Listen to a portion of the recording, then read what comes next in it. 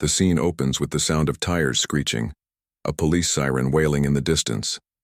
A black man in his late 30s is pulled over on a quiet suburban street. His expression is calm but tense, his hands visibly placed on the steering wheel.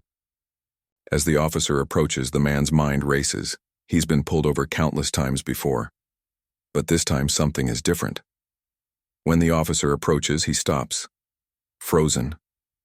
His eyes widen in shock. The man's calm expression doesn't match the officer's growing horror. What could possibly be so terrifying?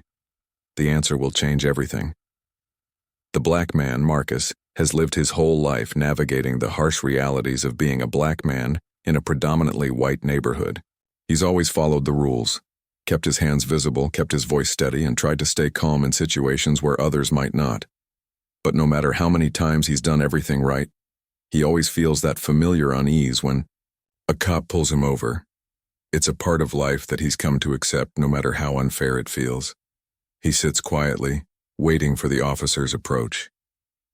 The familiar sound of boots hitting the ground makes his stomach twist, but he doesn't flinch. As the officer steps into view, Marcus takes a deep breath.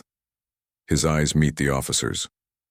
There's something in those eyes, a flicker of recognition, or maybe dread, that catches Marcus off guard. For a moment, time seems to slow. He can feel the officer's stare locking onto him. The officer is frozen in his tracks. Something about Marcus, something in his eyes, has triggered a reaction unlike anything he's seen before. The officer's initial shock is almost imperceptible, at least to Marcus. But as the officer steps closer, his face betrays his confusion and disbelief. He stands there for a moment longer than necessary, his hand hovering over his gun belt as if unsure of what to do next. Marcus remains still, his posture poised but tense. He feels the weight of the officer's stare, but he's used to being looked at in ways that feel less than human. What happens next, however, is something entirely different. The officer looks back at Marcus's face, eyes darting to the rearview mirror, and that's when the tension escalates. He looks at Marcus again, then hesitates. His hand starts shaking. He's frozen in disbelief. Something in the man's expression, something beyond the calm, shakes him to the core.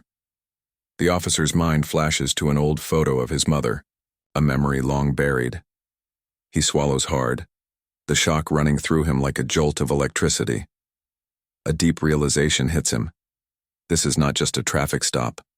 This is something far deeper, a hidden connection that he can't yet comprehend. Marcus watches the officer's hesitation, but his calm demeanor remains unshaken. This moment, this encounter feels strangely familiar, but he can't place why.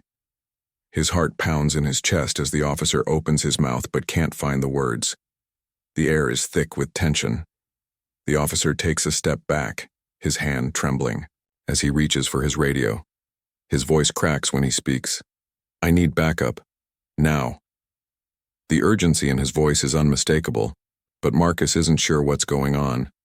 The officer looks at Marcus one last time, then glances down at the badge on his uniform. His mind races. Could it be possible? The officer's eyes are wide with recognition, as if he's staring at a ghost. The sudden clarity shakes him to the core, but the mystery only deepens. "I'm sorry," the officer finally says, his voice barely above a whisper. He stares at the black man, then back at the badge again. "I thought you were..." His voice trails off. What could he have mistaken Marcus for? Marcus's thoughts whirl. What could cause this cop to freeze in such horror? Was it something about his appearance, his demeanor? Or was there something more to this story? A twist of fate that connects their histories in ways no one could have predicted? The officer lowers his hand from his radio, his face pale and drawn. He takes a step closer to Marcus, but there's no longer any threat in his posture. There's only an overwhelming sense of guilt and sorrow. The officer stands there, fighting the waves of disbelief and realization crashing over him. The officer, still visibly shaken, finally speaks. "You don't know who you are, do you?" he says quietly, almost as if speaking to himself. He looks at Marcus for a long moment, a deep, remorseful understanding settling in. The officer steps back, offering his hands in the universal gesture of peace. I don't know what to say. The tension between them lingers, but there is no violence, no confrontation, only an understanding.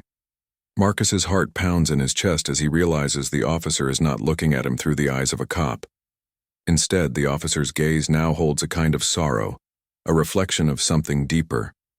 Marcus doesn't know what the officer has just learned, but he knows that something inside of him has shifted. The officer stands there for a long moment, staring at Marcus in a mix of shame and awe. Marcus's quiet strength, his calmness under pressure has broken through the officer's hardened exterior.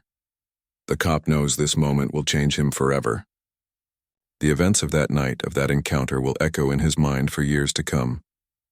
The story ends with a haunting reflection. How many times do we let our biases shape our world until we can no longer deny the truth? How many people have we misjudged because of fear and misunderstanding? If you're touched by Marcus's story, if this encounter made you think about how we view others, how we see each other through the lens of judgment, share this video. Leave a comment. What's your story of realizing the truth about someone else?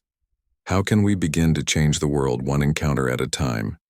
And don't forget to subscribe for more stories like this that make you think, make you question, and most importantly, make you act.